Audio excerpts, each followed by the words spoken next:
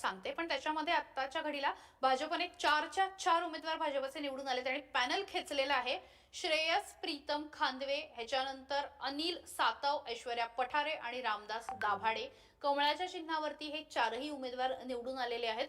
हा प्रभाग महत्वाचा का आणि इंटरेस्टिंग का हे मी तुम्हाला सांगते, कारण ही जी गावं आहेत, वाघोली, लोहगाव जे आहे, हे नंतर आता जी काही 34 गावं पुणे महापालिकेमध्ये आली त्यामध्ये ही गावं आलेली होती. त्यामुळे या गावांमध्ये यापूर्वी महापालिका नव्हतीच, या गावामध्ये ग्रामपंचायत होती. त्यामुळे पहिल्यांदा या गावांमध्ये निवडणूक लागली आणि या गावामधले जे काय म्हणू शकतो प्रस्थापित आहेत किंवा जमीनदार आहे किंवा तो जो एक वर्ग आहे जो राजकारणामध्ये कायम पुढे असतो, ज्याला राजकीय ताकद लावायची असते, आर्थिक ताकद लावायची असते, त्या वर्गाने मोठ्या प्रमाणावरती साम दाम दंड भेद आणि मिळेल त्या मार्गाने प्रचंड सगळी ताकद लावून या उमेदवारीमध्ये उतरण्याचं ठरवलं होतं. आणि त्यानंतर इथे उमेदवारी देण्यात आली होती ऐश्वर्या पठारे यांना. बापूसाहेब पठारे म्हणून राष्ट्रवादी काँग्रेसचे, शरद पवारांच्या राष्ट्रवादीचे आमदार आहेत, ज्यांनी खरं तर त्यावेळी टिंगरेंचा पराभव केलेला होता, सुनील टिंगरेंचा. तुम्हाला जर आठवत असेल तर पोर्शे काळ प्रकरणामध्ये ज्या आमदारावरती सर्वाधिक टीका झाली, ज्यांच्या वर्तनावरती प्रश्नचिन्ह उपस्थित करण्यात आलं, ते पुण्याचे आमदार असलेले सुनील टिंगरे यांचा पराभव केला होता बापूसाहेब पठारे यांनी. आणि पुण्यामध्ये एकमेव जागा ही महाविकास आघाडीला त्यावेळी आलेली होती.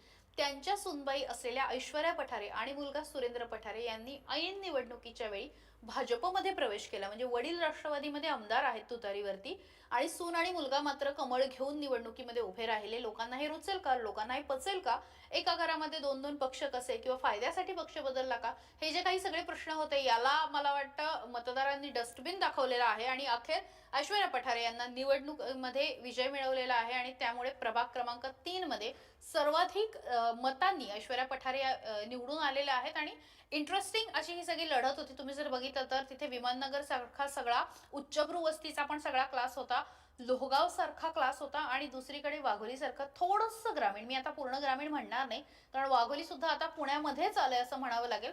तर अशा पद्धतीने हा सगळा गावकी भावकीचं हे सगळं राजकारण होतं आणि हे सगळेच एकमेकांच्या कुठून ना कुठून नात्यामध्ये आहेत आणि या नात्याचा कुठेतरी ऐश्वर्या पठारे यांना सुद्धा फायदा झालेला आहे. आणि प्रभाग क्रमांक 3 मध्ये जे पुण्याच्या बाहेरच्या आउटस्कर्ट मध्ये कुठेतरी अजित पवारांना यश मिळवेल असं जे बोललं जात होतं ते आता खोटं ठरलेलं आहे आणि प्रभाग क्रमांक 3 मध्ये भाजपचे 4च्या 4ही उमेदवार विजयी झाले. सचिन सर, ह्या निश्चितच इंटरेस्टिंग बाब होती आणि हा उपनगराचा भाग होता वार्ड क्रमांक 1, 2, 3 मधून. आणि निश्चितच त्या ठिकाणी सुरेंद्र पठारे यांनी त्यांच्या सहकार्यासोबत भाजपमध्ये प्रवेश केला होता ऐन निवडणुकीच्या तोंडावरती. ह्या 3 प्रभागातलं चित्रच त्यामुळे बदललं होतं.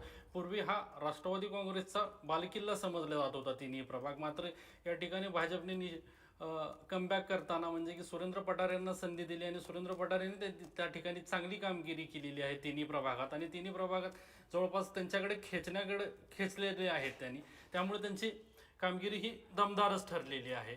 विशेषतः भाजपने त्यांच्यावर लक्ष केंद्रित करून ऐन निवडणुकीच्या तोंडावर त्यांना प्रवेश दिला होता आणि तो